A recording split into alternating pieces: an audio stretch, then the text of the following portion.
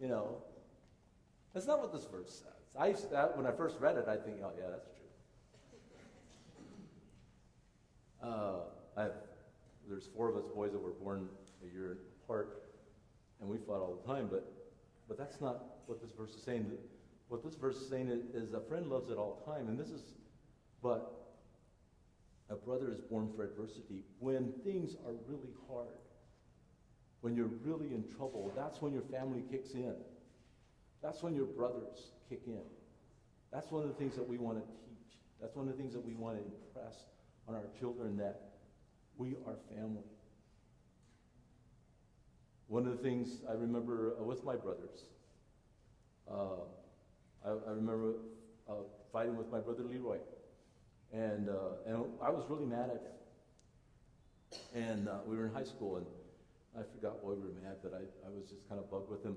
And then we were in high school, and then I heard that this guy was wanting to fight my brother. And I would rather flirt with girls than fight, and I'd never really been in a fight before, and so I wasn't really sure how well I would do. But this guy was going to fight my brother, and I thought, and he was going to fight my brother because something that I had done, or he was really mad at me, but he wanted to fight my brother to get at me, and I said, no, that won't happen.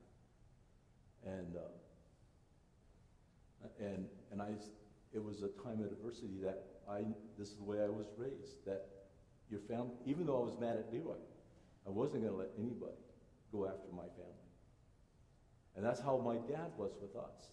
That's why I understood grace. No one ever spoke against his family because they were family. And with my brothers and my sisters, that's one of the things that we wanted to learn in our families, that family is really important. It's above anything else. Even though friends love at all times, a brother is born. When the chips are down, that's when your family kicks in. It's one of the things that we wanted to impress on our children. That's one of the things that, as a family here, we want to do. And we also, in a family, learn by doing.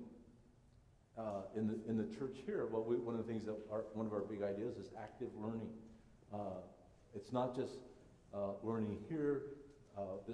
On Sunday mornings, you're going to get a little bit of encouragement and a blessing, and you'll get some teaching. But you really get your most learning in small groups and by doing things and by sharing. And that's when you're doing it. That's when you're going to learn. And in the family, that's where you learn things, by doing it together. You learn about even on an extended family. As you were doing things, I learned things about my aunts, my uncles.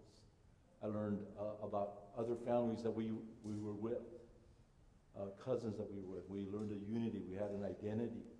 We were Sanchez's, and Sanchez were related to the Chavez's, and we had friends, and we learned that together.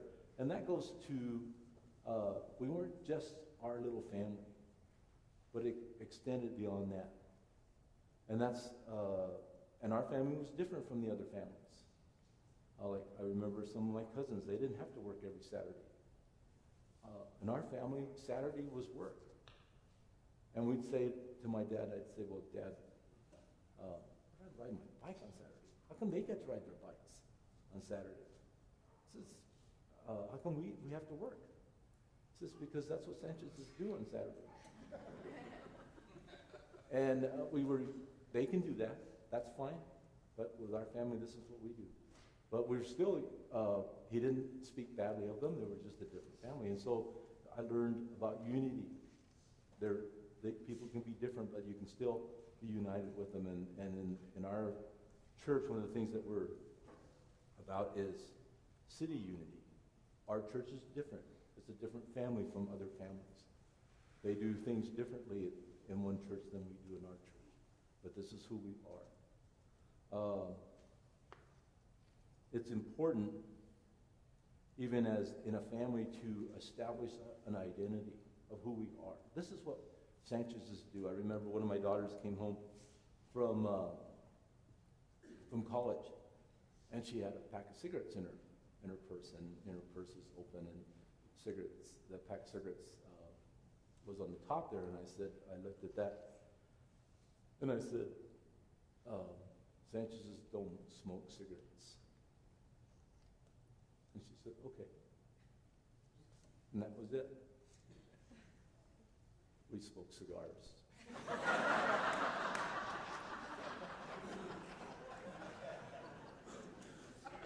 Even my daughters. I didn't plan on sharing this. This is one of my dumber ideas. I've shared my dumb ideas. Part of the thing about smoking is that, as a kid, you smoke because it's kind of like you sneak around and it's kind of a fun thing. Rod probably started smoking behind the barn, and I would, So I thought, well, let's take care of that. We'll do this. We were going camping. I told Cheryl, we're going to go camping, and we'll do this thing, and I'm going to take a bunch of cigars. And then I'll just give them to the boys and everybody, and we'll all light up, and then they'll take a couple of puffs, and then they'll throw up, and that'll be the end of the smoking thing. They all liked it.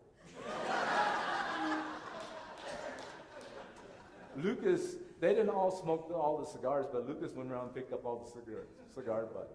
He's bad about that. So that was one of my ideas that I thought was really a good idea. It didn't work. But, as a dad, I had certain goals for my children. And I want to talk to you dads. Dads, what are your goals for your kids? What kind of goals do you have for your children?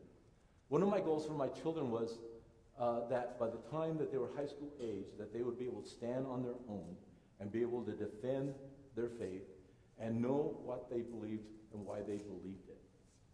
That was one of my goals. First of all, my first goal was that they would know Jesus Christ. So we introduced them to Jesus Christ at an early age. All my kids prayed at an early age. But it was all through that time growing up so that the time that they were in high school, that they could stand on their own. And they would know, and they could stand against peer pressure, and that was our goal. So we did everything we could. And we knew that we had a time frame. We had certain things that would come up. And as a dad, I would look, and I would see, okay, there's certain things that are going, that don't look good here. And I would study my children. I'd think, oh, he needs this. He needs to be shored up in this direction. And all at the same time, I was telling him, I believe in you. This is not who you are. This is who you are. This is what I see for you. This is who I visualize you are. And so then they would try and live up to their names. My first son's name is Aaron Luis. His name means servant to the light. I said, that's who you are. You're a servant to the light. My daughter Chrissy, her name means gracious Christian. That's who you are. You're a gracious Christian. You're a Christian that shows grace. My daughter Shalom, when she was a premature baby, she was born in, she weighed 2,013 ounces, so we named her Paulina, which means little. And her Shalom means peace, so she's little peace. She's still little and bringing peace to people. But all my children's names mean something. And we named them with that, and we said, this is who you are. This is our goal for you. Lucas means noble lightninger. And Daniel is warrior. So we had a goal for them. Fathers, you need to have a goal for your children. And you need to know where they're going and how they're getting there and what you can do to get them there.